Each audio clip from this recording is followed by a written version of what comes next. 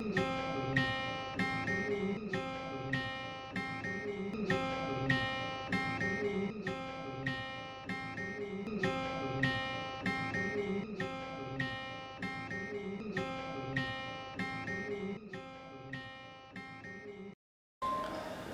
আলাইকুম। বাংলাদেশ ব্যাংক উচ্চ বিদ্যালয় কর্তৃক আয়োজিত নবম শ্রেণীর অনলাইন ক্লাসে তোমাদের স্বাগত জানাচ্ছি। আজকে তোমাদের সাথে আলোচনা করব ব্যবসায় উদ্যোগ বিষয়ে ষষ্ঠ অধ্যায় থেকে একটি সৃজনশীল প্রশ্ন নিয়ে। আমরা ষষ্ঠ অধ্যায় ব্যবসায় পরিকল্পনা বিষয়ে এর আগে ক্লাস করেছি। ব্যবসায় পরিকল্পনা কি, ব্যবসায় পরিকল্পনার গুরুত্ব, ব্যবসায় পরিকল্পনার উদ্দেশ্য, সম আয় ব্যয় বিন্দু বিশ্লেষণ, নগদ প্রবাহ বিবরণী।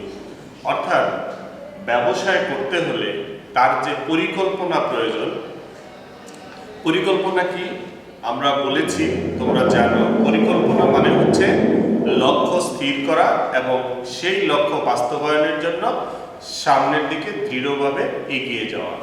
একটি পরিকল্পনা হচ্ছে একটি কাজ অর্ধেক সম্পন্ন করার সময়। একটি পরিকল্পনা ভালো হলে তাহলে ওই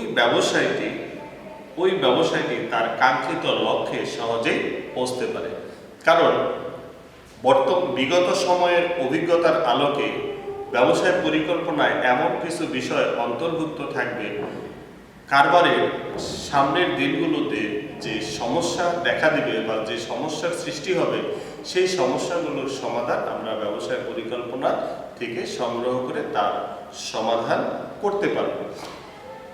যাই হোক, সুপ্রিয় শিক্ষার্থীবৃন্দ, আমরা এই অধ্যায় থেকে ব্যবসায় পরিকল্পনা করে একটি তথ্য উপাত্ত বিশ্লেষণের মাধ্যমে ক্ষুদ্র ব্যবসায় তথা এক মালিকানা ব্যবসায়ে কিভাবে আর্থিক বিবরণী প্রস্তুত করা যায়, কিভাবে তথ্য উপাত্তগুলো ব্যবহার করে ব্যবসায়ের যে প্রধান উদ্দেশ্য মুনাফা অর্জন বা লাভ ক্ষতি নির্ণয় করা, সেটা করা যায়, আমরা এখান থেকে ব্যবসায় পরিকল্পনার সব বা তথ্য উপস্থাপন করে জানব।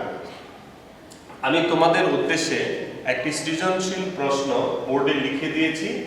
এর মাধ্যমে একজন ক্ষুদ্র ব্যবসায়ী তার প্রতিষ্ঠানের মালিক একটি নির্দিষ্ট সময়ে, সাধারণত 1 বছরে, তার যে লেনদেনগুলো হবে, তার যে অর্থের প্রয়োজন হবে, সেই অর্থ ব্যবহার করে বা সেই অর্থ বিনিয়োগ করে সে সম্ভাব্য কি পরিমাণ লাভ অর্জন করতে পারবে, তার একটি সম্ভাব্য তালিকা আমরা এখান থেকে পাব। এবং এই পরিকল্পনার মাধ্যমে আমাদের সিদ্ধান্ত নিতে হবে যে লাভের পরিমাণ কম না বেশি। যদি লাভের পরিমাণ কাঙ্ক্ষিত পর্যায়ে বা আমি যেভাবে চাচ্ছি প্রত্যাশিত লাভ অর্জিত হয়, তাহলে আমরা এই ধরনের পরিকল্পনা গ্রহণ করব। যদি প্রত্যাশিত মুনাফা অর্জিত না হয়, তাহলে এই পরিকল্পনাটি বা এই প্রকল্পটি বাতিল বলে গণ্য করব। তো দেখো, আমি লিখেছি বোর্ডে, মিস্টার সাহেব একটি কনফেকশনারি মালিক, একটি দোকানের মালিক। তার দোকানের বছর শেষে আয় ব্যয়ের তথ্য নিম্নে উপস্থাপন করা হলো।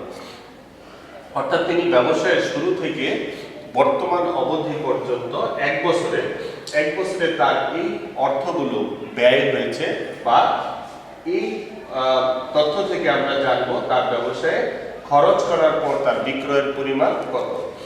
আয় বলতে আমরা বিক্রয়কে বুঝি। কনফেকশনারি বিক্রয় করে আয় হয়েছে 5,16,000 টাকা।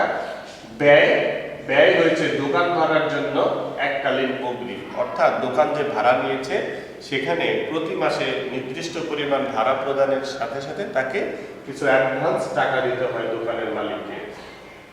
কাঁচামাল ক্রয় করা হয়েছে, আসবাবপত্র ও সাজসজ্জা, যেটাকে আমরা ডেকোরেশন বলে থাকি, ডেকোরেশন করা হয়েছে।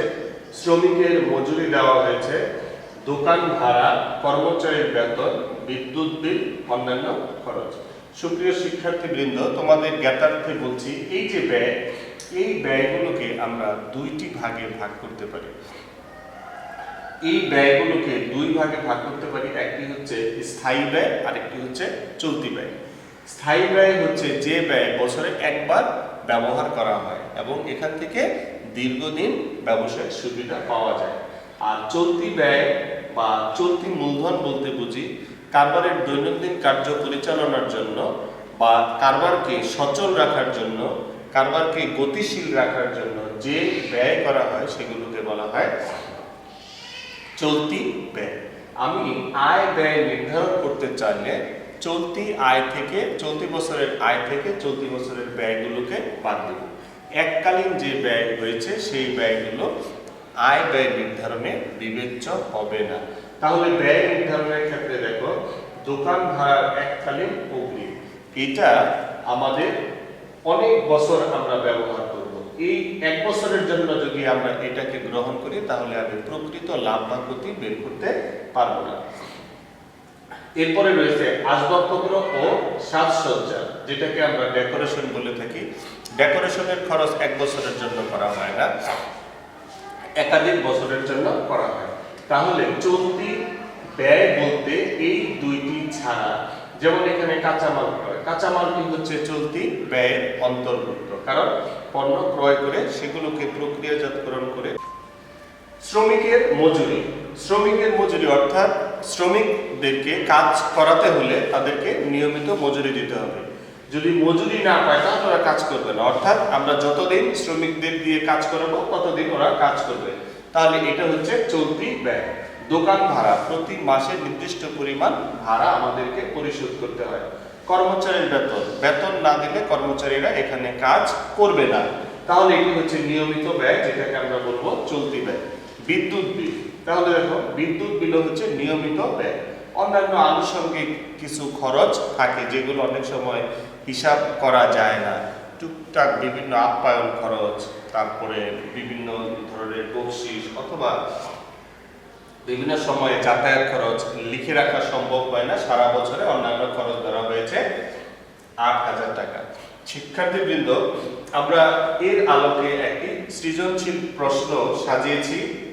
প্রথম প্রশ্ন হচ্ছে, শিল্পের কাঁচামাল কোন পরিবেশ থেকে আসে? তোমরা অধ্যায়টি পড়ে থাকলে নিশ্চয়ই পাবে। তোমরা এই অধ্যায়ে কোন একটি পৃষ্ঠায় দেওয়া আছে সরাসরি জ্ঞানমূলক প্রশ্ন, সরাসরি প্রশ্ন বই থেকে সংগ্রহ করা যায়। শিল্পের প্রয়োজনীয় কাঁচামাল আমরা জানি প্রাকৃতিক পরিবেশ থেকে আসে। যেমন গাছ থেকে আমরা কি সংগ্রহ করি? কাঠ সংগ্রহ করি। সেই কাঠ দিয়ে আমাদের প্রয়োজন মতো আসবাবপত্র, আমাদের প্রয়োজনীয় আসবাবপত্র চাহিদা অনুযায়ী আসবাবপত্র তৈরি করে থাকি। তাহলে প্রয়োজনীয় কাঁচামাল কোথা থেকে আসে? প্রাকৃতিক পরিবেশ থেকে আসে। চলতি মূলধন বলতে কি বোঝায়? যেহেতু বলা হয়েছে কি বোঝায়, এখানে এক কথায় তোমাকে উত্তর দিতে হবে এবং ওই কথাটি যেটা জ্ঞান, সেই জ্ঞানের ব্যাখ্যাতে দিতে হবে। এখানে 1, 2 নম্বর পাবে। তাহলে আমি এর আগেও বলেছি, এখনো বলছি, কারবারের দৈনন্দিন কার্য পরিচালনার জন্য যে ব্যয় সংগঠিত হয় তাকে চলতি মূলধন বলা হয়। অর্থাৎ একটি কারবারে বিভিন্ন দুই ধরনের ব্যয় সংগঠিত হয়, একটি চলতি মূলধন আর একটি স্থায়ী মূলধন। চলতি মূলধন বছরে একবারই ব্যবহার করা হয় এবং এই মূলধন দিয়ে একাধিক বছর সুবিধা ভোগ করা যায়। আর কারবারকে পরিচালনার জন্য, কারবারকে গতিশীল করে রাখার জন্য চলতি মূলধন সংগ্রহ করা হয়। যেমন কারবারকে গতিশীল রাখতে হলে কর্মচারীকে বেতন দিতে হবে, দোকানের ভাড়া দিতে হবে, কাঁচামাল ক্রয় করতে হবে, বিদ্যুৎ বিল পরিশোধ করতে হবে। এগুলোর কোনো একটি পরিশোধ করা না হলে কারবারের চাকা গতিশীল হবে না। তাহলে আমরা জানলাম যে কারবারকে সচল রাখার জন্য যে নিয়মিত ব্যয় হয় সেগুলোই হচ্ছে চলতি মূলধন। এবারে আমরা যাব জনাব সাহেবের প্রাক্কলিত লাভ বা ক্ষতি নির্ণয় করো। ক্ষতির চিন্তা আমরা করছি না, প্রাক্কলিত লাভ নির্ণয় করো। প্রাক্কলিত লাভ মানে বলা হয়েছে সম্ভাব্য লাভের পরিমাণ কত সেটা নির্ণয় করব। তাহলে প্রাক্কলিত লাভ নির্ণয় করতে হলে আমার প্রাক্কলিত আয় থেকে প্রাক্কলিত ব্যয়গুলো বাদ দিলে লাভ বা ক্ষতি বের হয়ে যাবে। আমরা হিসাব বিজ্ঞানে যেরকম করেছি আমরা একটি শখ আকারে করে নিলাম, জনাব সাহেব প্রাক্কলিত আয় ব্যয় বিবরণী। প্রাকলিত আয় বলতে বিক্রয়কে বোঝায় 5 লক্ষ টাকা, আর কোনো আয় নেই। প্রাকলিত ব্যয় কাঁচামাল ক্রয়, প্রাকলিত ব্যয় বলতে নিয়মিত ব্যয়গুলোকে বোঝানো হয়েছে বা চলতি ব্যয়গুলোকে বোঝানো হয়েছে। কাঁচামাল ক্রয়, শ্রমিকের মজুরি, দোকান ভাড়া, কর্মচারীর বেতন, বিদ্যুৎ বিল এবং অন্যান্য খরচ। এই খরচগুলোর সমষ্টি আমরা পেয়েছি 3,16,000 টাকা।